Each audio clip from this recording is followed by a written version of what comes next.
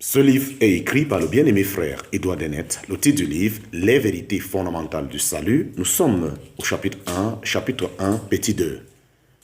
Je répète, ce livre est écrit par le bien-aimé frère Edouard Denet. Le titre du livre, Les vérités fondamentales du salut, chapitre 1, petit 2. Chapitre 1, petit 2. Une simple question de la part d'un ami, le souvenir des prières d'un parent, l'appel d'un prédicateur, l'évangile peuvent avoir été employés comme flèche de conviction, mais dans tous ces exemples, c'est réellement la parole de Dieu sous ses formes diverses que le Saint-Esprit a employées pour éveiller l'âme insouciante. Sa propre parole est, comme nous le savons, l'âme unique dont Dieu se sert pour atteindre ce but. Car il lui a plu, par la folie de la prédication, de sauver ceux qui croient. En parenthèse, 1 Corinthiens chapitre 1, verset 21. Et c'est pourquoi, dit l'apôtre, nous prêchons Christ crucifié aux Juifs, occasion de chute aux nations, folie, occasion de chute aux nations, folie, mais à ceux qui sont appelés, et Juifs et Grecs, Christ, la puissance de Dieu et la sagesse de Dieu. En parenthèse, 1 Corinthiens chapitre 1, versets 23 et 24. Il y a plusieurs exemples de ce fait dans les actes des apôtres. Au jour de la Pentecôte, nous voyons Pierre présenter dans son discours Christ crucifié, ressuscité et exalté et accuser ses auditeurs du péché d'avoir rejeté et crucifié celui que Dieu a ressuscité des morts. Que toute la maison d'Israël, dont sache certainement que Dieu a fait et Seigneur et Christ, ce Jésus que vous avez crucifié. Et ayant vu ces choses, ils eurent le cœur saisi de compunction, et ils dirent à Pierre et aux autres apôtres, « Que ferons-nous, frères ?» L'apôtre Paul fut humilié aux pieds du Sauveur d'une manière particulière et extraordinaire, mais ce fut aussi par la présentation de Christ, quoique en révélation, et non pas par la prédication de la parole. Prenons également l'exemple de Félix. Nous lisons que, comme l'apôtre discourait sur la justice, sur la tempérance et sur le jugement à venir, Félix fut effrayé, et bien que, dans cet exemple, l'effet semble n'avoir été que momentané, cela nous montre la puissance de la parole de Dieu sur l'âme.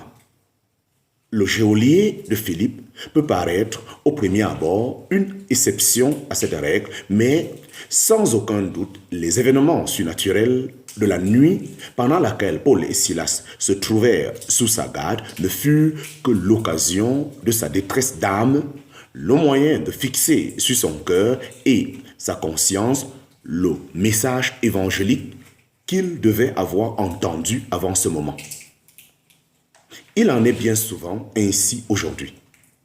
Fréquemment, un danger ou une maladie soudaine, en transportant les hommes devant la perspective immédiate de la mort, rendent efficaces par la puissance de l'esprit les messages et les avertissements de l'évangile, jusqu'alors méprisés ou négligés, remplissent les âmes la crainte, la colère de Dieu à cause du péché et les amènent à implorer sa miséricorde. Là donc où nous voyons l'anxiété de l'âme, cette inquiétude dont nous avons parlé, nous pouvons être sûrs qu'elle est l'œuvre du Saint-Esprit par le moyen de la parole de Dieu. C'est à de telles personnes que nous désirons nous adresser. Chers lecteurs, êtes-vous dans cette condition à l'égard du salut? Avez-vous été convaincus de péché? Et le désir de votre âme est-il de connaître le chemin de la paix avec Dieu? S'il en est ainsi, gardez-vous de faire la sourde oreille à la voix de l'Esprit de Dieu, de vous en moquer ou de chercher à étouffer les convictions qu'il a déjà produites. Et nous vous en supplions, gardez-vous aussi de différer. Dieu lutte en grâce avec vous. C'est pourquoi il est particulièrement vrai pour vous que c'est maintenant le temps agréable. Voici, c'est maintenant le jour du salut. En parenthèse, 2 Corinthiens chapitre 6, verset 2.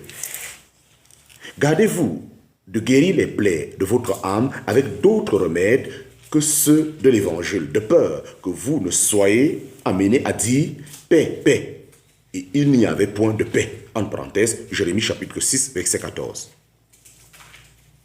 Votre situation est pleine d'espoir, car celui qui a éveillé vos besoins de salut vous envoie ce message.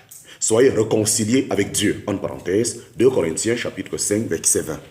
Et sa propre parole dit que Dieu a tant aimé le monde qu'il a donné son Fils unique, afin que quiconque croit en lui ne périsse pas, mais qu'il ait la vie éternelle. En parenthèse, Jean chapitre 3, verset 16. Laissez-moi vous supplier devant Dieu de lire avec soin et avec prière les pages suivantes, qui peuvent vous montrer la voie du salut telle qu'elle est révélée dans les Écritures, et que Dieu veuille lui-même vous enseigner et vous guider dans la paix qui est par la foi en Christ. Bien-aimés, sous ce premier chapitre, je conclurai par la prière avant d'entamer le deuxième. Père de notre Seigneur Jésus, en ce moment, je me présente devant toi afin de te recommander tous ceux qui pourront être à l'écoute de ce livre. Seigneur, je voudrais te remercier, Père, pour ce puissant travail auquel tu as l'œuvre, jour après jour, instant après instant. Papa, lorsque ton Fils quittait ce monde, il a dit qu'il était préférable que le Saint-Esprit soit avec nous, afin de nous convaincre de péché, afin de nous convaincre de jugement, afin de nous convaincre de péché, de justice et de jugement. Père, je te remercie pour l'action puissante de l'Esprit. C'est pourquoi je recommande ce livre audio, afin que tous ceux qui écouteront, ô Père, que le Saint-Esprit œuvre puissamment dans leur cœur et leur convainc de péché, de justice et de jugement. Et que toute pensée et que toute forteresse soit ramenée captive à l'obéissance de Christ. Papa, je prie que tu bénisses tous ceux que tu vas disposer les oreilles, afin qu'à la fin de ce livre, tous puissent dans leur cœur se réjouir d'être devenus véritablement tes enfants. Que la gloire et l'honneur te reviennent.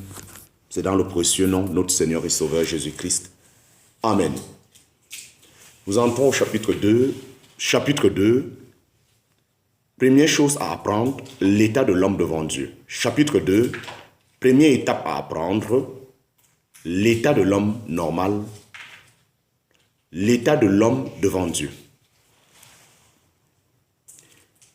La première chose que les âmes angoissées ont besoin d'apprendre, c'est leur place et leurs conditions devant Dieu. Il leur faut comprendre comment Dieu lui-même les considère. Car aussi longtemps qu'elles demeureront dans l'illusion et dans l'ignorance à l'égard de leurs propres conditions, elles refuseront d'être sauvées par la grâce de Dieu. Jusqu'à ce qu'elles admettent et reçoivent le témoignage que Dieu rend d'elles-mêmes, elles ne recevront pas le témoignage qu'il rend au sujet de son Fils. Car l'évangile est pour des pécheurs et en conséquence doit être proclamé aux pécheurs seulement. Je désire très vivement insister sur ce point.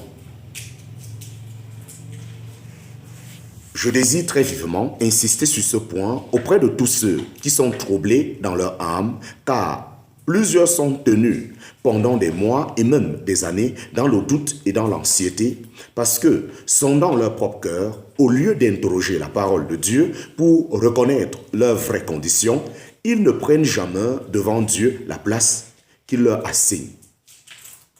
Le cœur est trompeur par-dessus tout, en parenthèse, Jérémie chapitre 17, verset 9, mais la parole de Dieu est la vérité, en parenthèse, Jean chapitre 17, verset 17, en sorte que c'est à elle seule que nous devons nous en rapporter. Quel est donc le témoignage de Dieu à votre sujet, au sujet de tous les hommes? Attendez-vous à ce qu'il soit le plus mauvais possible, Par un seul homme, le péché est entré dans le monde, et par le péché, la mort. Et ainsi, la mort a passé à tous les hommes, en ce que tous ont péché. En parenthèse, Romains chapitre 5, verset 12. Et encore, il n'y a point de juste, non pas même un seul. Il n'y a personne qui ait de l'intelligence, il n'y a personne qui recherche Dieu. Ils se sont tous détournés, ils se sont tous ensemble rendus inutiles. Il n'y en a aucun qui exerce la bonté, il n'y en a pas même un seul. En parenthèse, Romains chapitre 3, verset 10.